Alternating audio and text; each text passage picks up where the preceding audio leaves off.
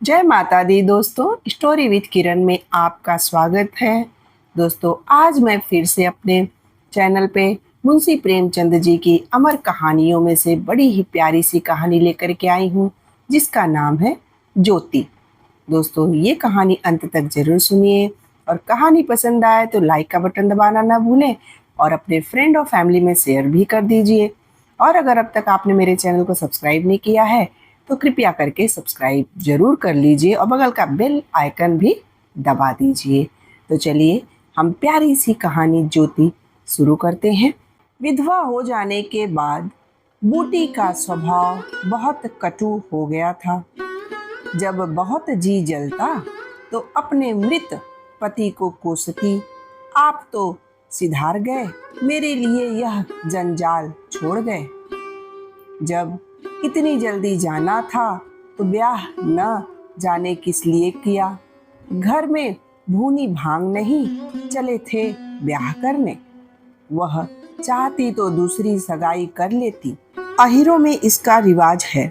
देखने सुनने में भी बुरी न थी।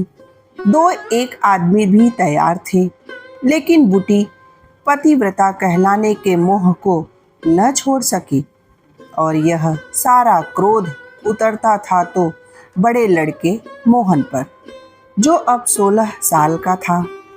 सोहन अभी छोटा था और मैना जो लड़की थी वो और छोटी थी।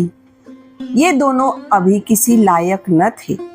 अगर यह तीनों न होते तो बूटी को क्यों इतना कष्ट होता। जिसका थोड़ा सा काम कर देती वही रोटी कपड़ा दे देता। जब चाहती किसी के सिर बैठ जाती। दोस्तों, यहाँ सिर बैठने का मतलब होता है वह किसी से सगाई या ब्याह रचा लेती।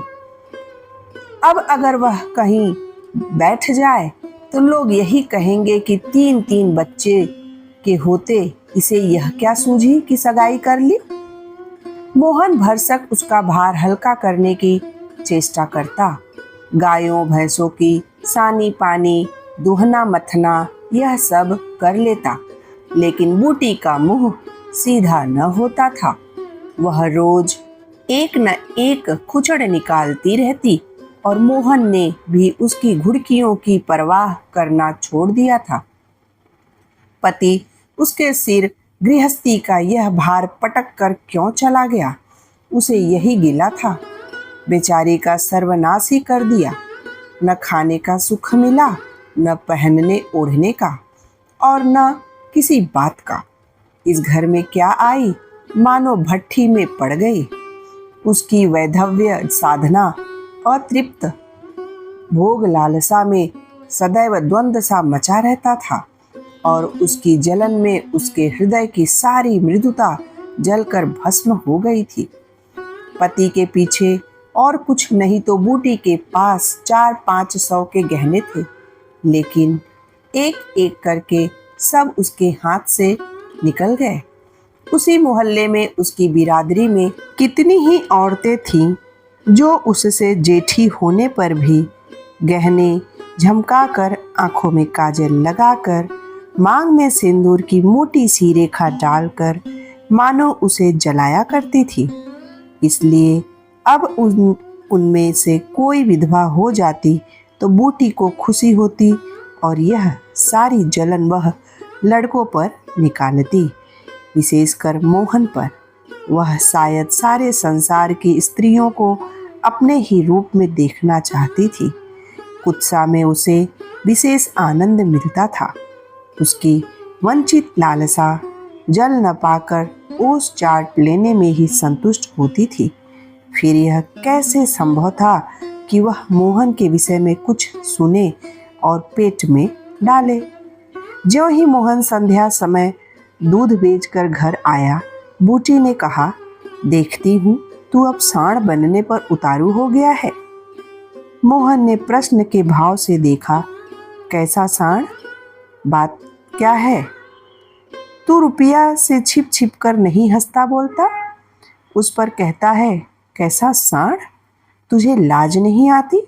घर में पैसे पैसे की तंगी है और वह वहाँ उसके लिए पान लाए जाते हैं, कपड़े रंगाए जाते हैं। मोहन ने विद्रोह का भाव धारण किया। अगर उसने मुझसे 4 पैसे के पान मांगे तो क्या करता? कहता कि पैसे दे तो लाऊंगा। अगर धोती रंगने को दी, उससे रंगाई मांगता। मोहल्ले में एक तू ही धन्ना सेठ है, और किसी से उसने क्यों न कहा? यह वह जाने, मैं क्या बताऊं। तुझे अब छैला बनने की सूझती है। घर में भी कभी 1 पैसा का पान लाया? यहाँ पान किसके लिए लाता? क्या तेरे लिखे घर में सब मर गए हैं? मैं न जानता था तुम पान खाना चाहती हो। संसार में 1 रुपया ही पान खाने जोग है। शौक श्रृंगार की भी तो उम्र होती है। बूटी जल उठी। उसे बुढ़िया कह देना उसकी सारी साधना पर पानी फेर देना था। बुढ़ापे में उन साधनों का महत्व ही क्या, जिस त्याग कल्पना के बल पर वह स्त्रियों के सामने सिर उठाकर चलती थी, उस पर इतना कुठार व घात। इन्हीं लड़कों के पीछे उसने अपनी जवानी धूल में मिला दी। उसके आदमी को मरे आज 5 साल हुए, तब उसकी चढ़ती जवानी थी। 3 बच्चे भगवान ने उसके गले मढ़ दिए। नहीं, अभी वह है कै दिन की। चाहती तो आज वह भी ओठ लाल किए, पाँव में महावर लगाए, अनवट बिछुए पहने मटकती फिरती। यह सब कुछ उसने इन लड़कों के कारण त्याग दिया, और आज मोहन उसे बुढ़िया कहता है।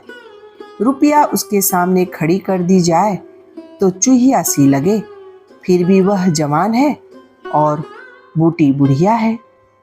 बोली, हाँ और क्या, मेरे लिए तो अब फटे चिथड़े पहनने के दिन है।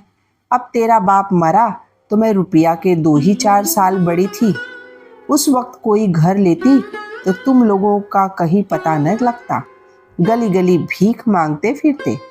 लेकिन मैं कह देती हूँ, अगर तू फिर उससे बोला तो या तो तू ही घर में रहेगा या मैं ही घर में रहूंगी। मोहन ने डरते डरते कहा, मैं उसे बात दे चुका हूँ अम्मा। कैसी बात? सगाई की। अगर रुपया मेरे घर में आई तो झाड़ू मारकर निकाल दूंगी। यह सब उसकी माँ की माया है। वह कुटनी मेरे लड़के को मुझसे छीनने देती है। रांट से इतना भी नहीं देखा जाता। चाहती है कि उसे सौत बनाकर छाती पर बैठा दे। मोहन ने व्यथित कंठ में कहा, अम्मा ईश्वर के लिए चुप रहो। क्यों अपना पानी आप खो रही हो? मैंने तो समझा था 4 दिन में मैना अपने घर चली जाएगी, तब तुम अकेली पड़ जाओगी, इसलिए उसे लाने की बात सोच रहा था। अगर तुम्हें बुरा लगता है तो जाने दो। तब बूटी ने मोहन से कहा, तू आज से यहीं आंगन में सोया कर और गाय भैंसे बाहर पड़ी रहेंगी। मोहन ने जवाब दिया, पड़ी रहने दे, कोई डाका नहीं पड़ा जाता। माँ, तुम मुझ पर इतना संदेह करती हो? हाँ, मैं तुझ पर संदेह करती हूँ, तो मैं यहाँ न सोऊंगा। तो निकल जा मेरे घर से। इस तरह से बूटी ने उसे घर से निकलने के लिए कह दिया। तब मैना ने भोजन पकाया। मोहन ने कहा, मुझे भूख नहीं है। बूटी उसे मनाने न आई। मोहन का युवक हृदय माता के इस कठोर शासन को किसी तरह स्वीकार न कर सका। उसका घर है, ले ले, अपने लिए वह कोई दूसरा ठिकाना ढूंढ निकालेगा। रुपया ने उसके रूखे जीवन में एक प्यार भर दिया था। जब वह एक अव्यक्त कामना से चंचल हो रहा था, जीवन कुछ सूना सूना लगता था, रुपया ने नव वसंत की भांति आकर उसे पल्लवित कर दिया। मोहन को जीवन में एक मीठा स्वाद मिलने लगा। कोई काम करना होता पर ध्यान रुपया की ओर लगा रहता। सोचता, उसे क्या दे दे कि वह प्रसन्न हो जाए। अब वह कौन सा मुंह लेकर उसके पास जाए? क्या उससे कहे कि अम्मा ने मुझसे तुझसे मिलने के लिए मना कर दिया है? अभी कल की ही तो बात है। बरगद के नीचे दोनों में कैसी कैसी प्यार भरी बातें हुई थी। मोहन ने कहा था, रूपा तुम इतनी सुंदर हो, तुम्हारे 100 ग्राहक निकल आएंगे। मेरे घर में तुम्हारे लिए क्या रखा है? इस पर रुपया ने उसे जवाब दिया था। वह तो संगीत की तरह अब भी उसके प्राण में बसा हुआ था। मैं तो तुमको चाहती हूँ मोहन, अकेले तुमको। परगने के चौधरी हो, चाहे तब भी मोहन हो, मजूरी करो तब भी मोहन हो। उसी रुपया को आज वह जाकर कहे, मुझे अब तुमसे कोई सरोकार नहीं। नहीं, यह नहीं हो सकता। उसे घर की परवाह नहीं है। वह रुपया के साथ माँ से अलग रहेगा। इस जगह न सही, किसी दूसरे मोहल्ले में ही सही। इस वक्त की रुपया उसकी राह देख रही होगी, कैसे अच्छे बीड़े लगाती है। कहीं अम्मा सुन पावे कि वह रात को रुपया के द्वार पर गया था तो परान ही दे देगी। दे दे परान, अपने भाग तो नहीं बखानती कि ऐसे देवी बहू मिली जाती है। न जाने क्यों रुपया से इतना चिढ़ती है। वह जरा पान खा लेती है, जरा साड़ी रंगकर पहनती है, बस यही तो। चूड़ियों की झंकार सुनाई दी, रुपया आ रही है। हाँ, वही है। रुपया उसके सिरहाने पर आकर बोली, सो गए क्या मोहन? घड़ी भर से तुम्हारी राह देख रही हूँ, आए क्यों नहीं? मोहन नींद का मक्कार किए पड़ा रहा। रुपया ने उसका सिर हिलाकर फिर कहा, क्या सो गए मोहन? उस कोमल उंगलियों के स्पर्श में क्या सिद्धि थी, कौन जाने। मोहन की सारी आत्मा उन्मत्त हो उठी। उसके प्राण मानो बाहर निकलकर रुपया के चरणों में समर्पित हो जाने के लिए उछल पड़े। देवी वरदान के लिए सामने खड़ी है। सारा विश्व जैसे नाच रहा है। उसे मालूम हुआ जैसे उसका शरीर लुप्त हो गया है। केवल वह एक मधुर स्वर की भांति विश्व की गोद में चिपटा हुआ उसके साथ नृत्य कर रहा है। रुपया ने कहा, अभी से सो गए क्या जी? मोहन बोला, हाँ, जरा नींद आ गई थी रूपा। तुम इस वक्त क्या करने आई हो? कहीं अम्मा देख ले तो मुझे मार ही डाले। तुम आज आए क्यों नहीं? हाँ, आज अम्मा से लड़ाई हो गई। क्या कहती थी अम्मा तुम्हारी? कहती थी, रुपया से बोलेगा तो मैं प्राण दे दूंगी। तुमने पूछा नहीं रुपया से क्यों चिढ़ती है? रूपा ने मोहन से जवाब सवाल किया। अब उसकी बात क्या कहूँ रूपा, वह किसी का खाना पहनना नहीं देख सकती। अब मुझे तुमसे दूर रहना पड़ेगा। मेरा जी तो न मानेगा। ऐसी बात करोगी तो मैं तुम्हें लेकर भाग जाऊंगा। तुम मेरे पास एक बार रोज आया करो बस, और मैं कुछ नहीं चाहती। और अम्मा जो बिगड़ेगी तो मैं समझ गई, तुम मुझे प्यार नहीं करते। मेरा बस होता तो तुमको अपने प्राण में रख लेता। इस तरह मोहन ने रूपा से बोला। इसी समय घर के किवाड़ खड़के रुपया भाग गई। मोहन दूसरे दिन सोकर उठा तो उसके हृदय में आनंद का सागर सा भरा हुआ था। वह सोहन को बराबर डांटता रहता था। सोहन आलसी था, घर के काम धंधे में जी न लगाता था। मोहन को देखते ही वह साबुन छिपाकर भाग जाने का अवसर खोजने लगता। मोहन ने मुस्कुराकर कहा, धोती बहुत मैली हो गई है। सोहन, धोती क्यों नहीं देते? धोबी को क्यों नहीं दे देते? सोहन को इस शब्दों में स्नेह की गंध आई। धोबिन पैसे मांगती है। तब मोहन ने कहा, तो पैसे अम्मा से क्यों नहीं मांग लेते? अम्मा कौन पैसे दिए देती है, तो मुझसे ले लो। यह कहकर उसने एक इकन्नी उसकी ओर फेंक दी। सोहन प्रसन्न हो गया। भाई और माता दोनों ही उसे धिक्कारते रहे। बहुत दिनों बाद आज उसे स्नेह की मधुरता का स्वाद मिला। इकन्नी उठा ली और धोती को वहीं छोड़कर गाय को खोलकर ले चला। मोहन ने कहा, रहने दो, मैं इसे लिए जाता हूँ।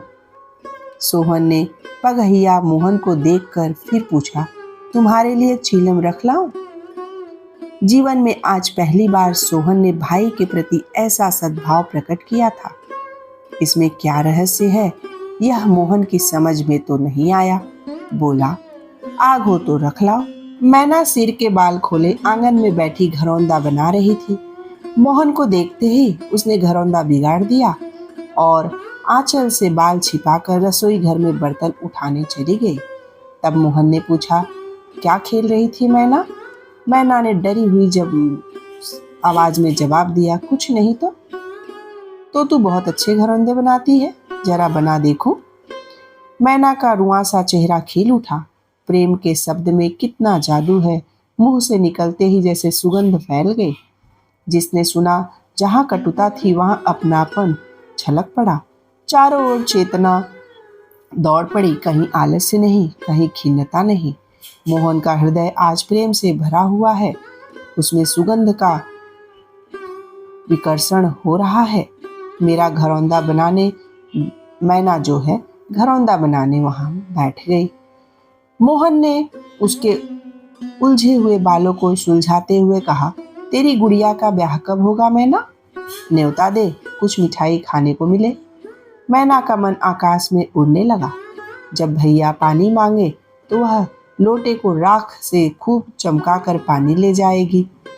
अम्मा पैसे नहीं देती, गुड्डा तो ठीक हो गया, टीका कैसे भेजूं? कितने पैसे लेगी? 1 पैसे के बतासे लूंगी और 1 पैसे का रंग। जोड़े तो रंगे जाएंगे कि नहीं? तो 2 पैसे में तेरा काम चल जाएगा? हाँ, 2 पैसे दे दो भैया, तो मेरी गुड़िया का ब्याह धूमधाम से हो जाएगा। मोहन ने 2 पैसे हाथ में लेकर मैना को दिखाए। मैना लपकी। मोहन ने हाथ ऊपर उठाया। मैना ने हाथ पकड़कर नीचे खींचना शुरू कर दिया। मोहन ने उसे गोद में उठा लिया। मैना ने पैसे ले लिए और नीचे उतरकर नाचने लगी। फिर अपनी सहेलियों को विवाह का न्योता देने के लिए चली गई। उसी वक्त बूटी गोबर का झावा लिए आ पहुंची। मोहन को खड़े देखकर कठोर स्वर में बोली, अभी तक मटर गश्ती ही हो रही है, भैंस कब दूही जाएगी? आज बूटी को मोहन ने विद्रोह भरा जवाब न दिया, जैसे उसके मन में माधुर्य का कोई सोता सा खुल गया हो।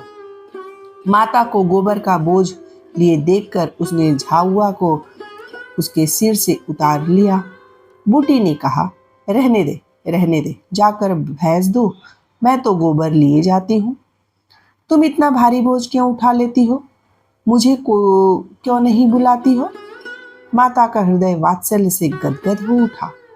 तू जा, अपना काम देख, मेरे पीछे क्यों पड़ा है? गोबर निकालने का काम मेरा है और दूध कौन दूहेगा? वह भी मैं करूंगा। तुम इतना बड़ा जोधा है कि सारे काम कर लेगा? जितना कहता हूं उतना कर लूंगा। तो मैं क्या करूंगी? तुम लड़कों से काम लो, जो तुम्हारा धर्म है। मेरी सुनता ही कौन है? इस तरह से बूटी ने मोहन को जवाब दिया। आज मोहन बाजार से दूध पहुंचा कर लौटा तो पान, कत्था, सुपारी, एक छोटा सा पानदान और थोड़ी सी मिठाई लाया। बूटी बिगड़कर बोली, आज पैसे कहीं फालतू मिल गए थे क्या? इस तरह उड़ावेगा तो कै दिन निबाह होगा? मैं तो 1 पैसा भी नहीं उड़ाया अम्मा। पहले मैं समझता था तुम पान खाती ही नहीं, तो अब मैं पान खाऊंगी? हाँ और क्या? जिसके 2-2 जवान बेटे हों, क्या वह इतना शौक भी न करे? बूटे के सूखे कठोर हृदय में कहीं से कुछ हरियाली निकल आई। एक नन्ही सी कोपल थी, उसके अंदर कितना रस था। उसने मैना और सोहन को एक एक मिठाई दे दी और एक मोहन को देने लगी। मिठाई तो लड़कों के लिए लाया था अम्मा, और तू तो बूढ़ा हो गया क्यों? इन लड़कों के सामने तो बूढ़ा ही हूँ, लेकिन मेरे सामने तो लड़का ही है। इस तरह से बूटी ने मोहन को प्यार भरे शब्दों में कहा। मोहन ने मिठाई ले ली। मैना ने मिठाई पाते ही गप से मुंह में डाल ली थी। वह केवल मिठाई का स्वाद जीभ पर छोड़कर कब की गायब हो चुकी थी। मोहन को ललचाई आंखों से देखने लगी। मोहन ने आधा लड्डू तोड़कर मैना को दे दिया। एक मिठाई दोनों में बची थी। बूटी ने उसे मोहन की तरफ बढ़ाकर कहा, लाया भी तो इतनी सी मिठाई, यह ले ले। मोहन ने आधी मिठाई मुंह में डालकर कहा, वह तुम्हारा हिस्सा है अम्मा। तुम्हें खाते देखकर मुझे जो आनंद मिलता है उसमें मिठास से ज़्यादा स्वाद है। उसने आधी मिठाई सोहन और आधी मोहन को दे दी। फिर पानदान खोलकर देखने लगी।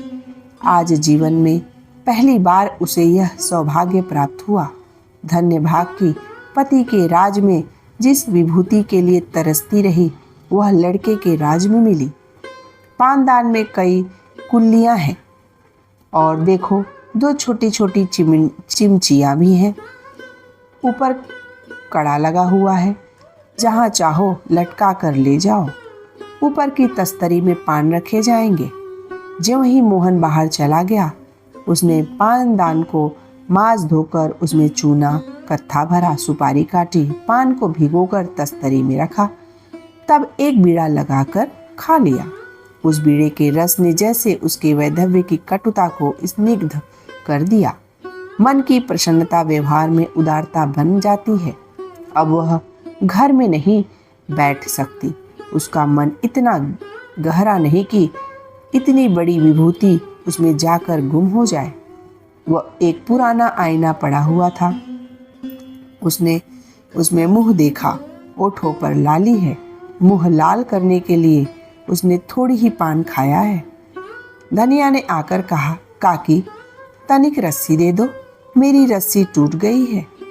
कल बूटी ने साफ कह दिया होता, मेरी रस्सी गांव भर के लिए नहीं है।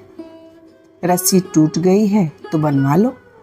आज उसने धनिया को रस्सी निकालकर प्रसन्न मुख से दे दिया और सद्भाव से पूछा, लड़के के दस्त बंद हुए कि नहीं धनिया?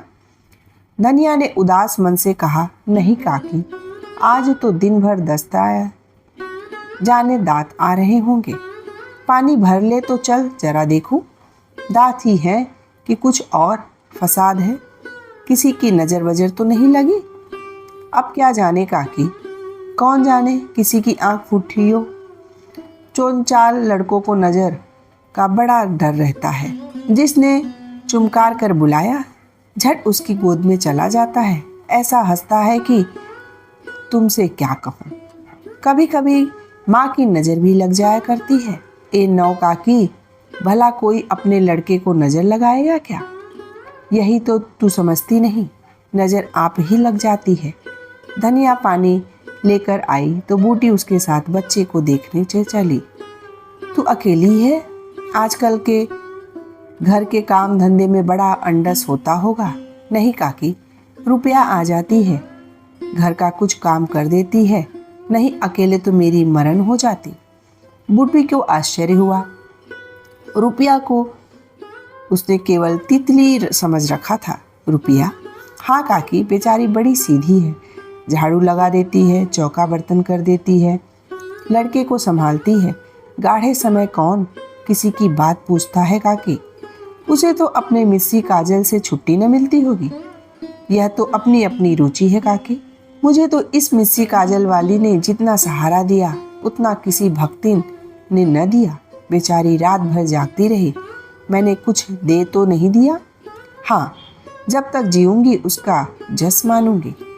तुम उसके गुण अभी नहीं जानती धनिया। पान के लिए पैसे कहाँ से आते हैं, किनारदार साड़ियाँ कहाँ से आती हैं, मैं इन बातों में नहीं पड़ती काकी। फिर शौक श्रृंगार करने को किसका जी नहीं चाहता। खाने पहनने की यही तो उम्र है। धनिया ने बच्चे को खटोले पर सुला दिया। बूटी ने बच्चे के सिर पर हाथ रखा, पेट में धीरे धीरे उंगली गड़ाकर देखा, नाभि पर हींग का लेप करने को कहा। रुपया बेनिया लाकर उसे झलने लगी। बूटी ने कहा, ला बेनिया मुझे दे दे, मैं डुला दूंगी तो क्या छोटी हो जाऊंगी? तू दिन भर यहाँ काम धंधा करती है, थक गई होगी। तुम इतनी भली मानस हो और यहाँ लोग कहते थे वह बिना गाली के बात नहीं करती। मारे डर के तुम्हारे पास न आई। बूटी मुस्कुराई, तो लोग झूठ तो नहीं कहते? मैं आंखों की देखी मानो कि कानों की सुनी। कहत तो दी होगी, दूसरी लड़की होती तो मेरी ओर से मुंह फेर लेती, मुझे जलाती, मुझे से ऐंठती। इसे तो जैसे कुछ मालूम ही ना हो सकता है कि मोहन ने इससे कुछ कहा ही ना हो। हाँ, यही बात है। आज रुपया बूटी को बड़ी सुंदर लगी। ठीक तो है, अभी शौक श्रृंगार न करेगी तो कब करेगी? शौक श्रृंगार इसलिए बुरा लगता है कि ऐसे आदमी अपने भोग विलास में मस्त रहते हैं। किसी के घर में आग लग जाए उनसे मतलब नहीं, उनका काम तो खाली दूसरों को रिझाना है। जैसे अपने रूप की दुकान सजाए राह चलतों की बुलाती हो कि जरा इस दुकान की सैर भी करते जाइए। ऐसे उपकारी प्राणियों का श्रृंगार बुरा नहीं लगता, नहीं, बल्कि और अच्छा लगता है। इससे मालूम होता है कि इसका रूप जितना सुंदर है उतना ही मन भी सुंदर है। फिर कौन नहीं चाहता कि लोग उनके रूप की बखान करें। किसी दूसरे की आंखों में छुप जाने की लालसा नहीं होती। बूटी का यौवन कब का विदा हो चुका, फिर भी यह लालसा उसे बनी हुई है। कोई उसे रस भरी आंखों से देख लेता है तो उसका मन कितना प्रसन्न हो जाता है, जमीन पर पांव नहीं पड़ते। फिर रूपा तो अभी जवान है। उस दिन से रूपा प्राय 2 बार नित्य बूटी के घर आती। बूटी ने मोहन से आग्रह करके उसके लिए अच्छी सी साड़ी मंगवा दी। अगर रूपा कभी बिना काजल लगाए या बेरंगी साड़ी पहने आ जाती तो बूटी कहती, बहू बेटियों को जहाँ यह जोगिया भेष अच्छा नहीं लगता, यह भेष तो हम जैसी बूढ़ियों के लिए है। रूपा ने एक दिन कहा, तुम बूढ़ी काहे हो गई अम्मा? लोगों को इशारा मिल जाए तो भौरों की तरह तुम्हारे द्वार पर धरना देने लगी। बूटी ने मीठे तिरस्कार से कहा, चल मैं तेरी माँ की सौत बनकर जाऊंगी। अम्मा तो बूढ़ी हो गई, तो क्या तेरे दादा अभी जवान बैठे हैं? हाँ, ऐसा, बड़ी अच्छी मिट्टी है उनकी। बूटी ने उसकी ओर रस भरी आंखों से देख कर पूछा, अच्छा बता, मोहन से तेरा ब्याह कर दूं? रूपा लजा गई, मुख पर गुलाब की आभा दौड़ गई। आज मोहन दूध बेचकर लौटा तो बूटी ने कहा, कुछ रुपए पैसे जुटा, मैं रूपा से तेरी बातचीत कर रही हूँ। तो मेरे दोस्तों, आपको यह ज्योति कहानी कैसी लगी? अपना फीडबैक कमेंट बॉक्स में लिख करके ज़रूर दीजिए। और कहानी पसंद आई हो तो लाइक, शेयर और चैनल को अगर अब तक आपने सब्सक्राइब नहीं किया है तो सब्सक्राइब करके बगल का बेल आइकन भी ज़रूर दबा दीजिए। फिर से मैं एक नई प्यारी सी कहानी के साथ अगली वीडियो में मिलूंगी आपसे। तब तक के लिए बोलो जय माता दी।